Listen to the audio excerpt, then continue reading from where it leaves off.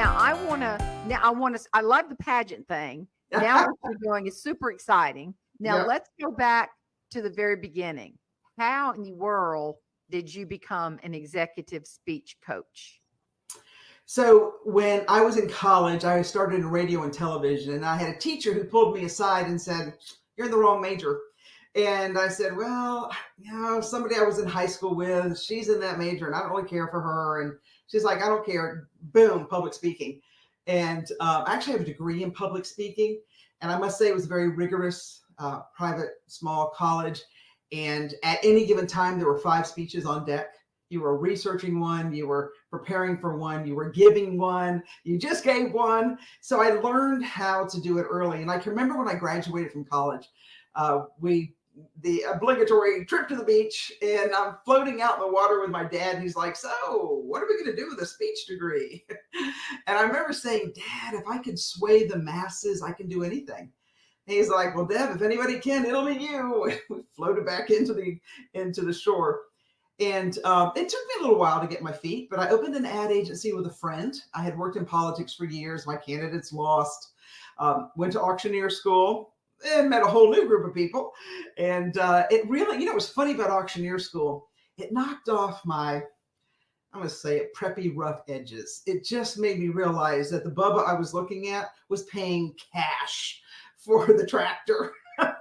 Great, He great. would never enter into my life, but he's like, boom, boom, boom, $100 bills. We're paying for a $30,000 tractor. I realized, there's a lot more people than in my country club. So Yeah. it really gave me. It's kind of like you in the tomato fields. I mean, you just see a different side of life, and you realize that maybe you've been sheltered, or I'm the youngest of 5. I'm the only girl, so I pretty much had it rough and tumble growing up.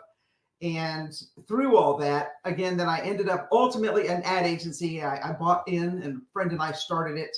I sold my partnership, and I took a year off and traveled. And I would call my friends up, and they're like, "We have to work, Deb." I'm like, "Darn it, nobody wants to go play with me." So I'm like, "Well, maybe I should go back to work." So I hung a shingle, and people who I had helped at the ad agency started calling saying, "I've got to give a big speech. Can you help me?" And so word of mouth. I don't advertise because I'm not for everybody. My price point keeps me at a very safe distance. So over time, it just grew and grew. And then somebody asked if I would speak. And I always wanted to be a national speaker. If you had asked me when I was a kid what I wanted to be, it was a speaker. But I also realized I'm not a one and done. I don't just motivate you and then you go home. I do actionable items that'll change your life.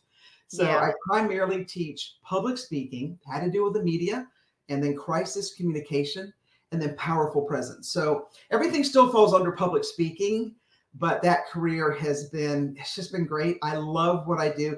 I truly, just like you, I could do it every day of my life, and I would just Yeah. happy as I could be.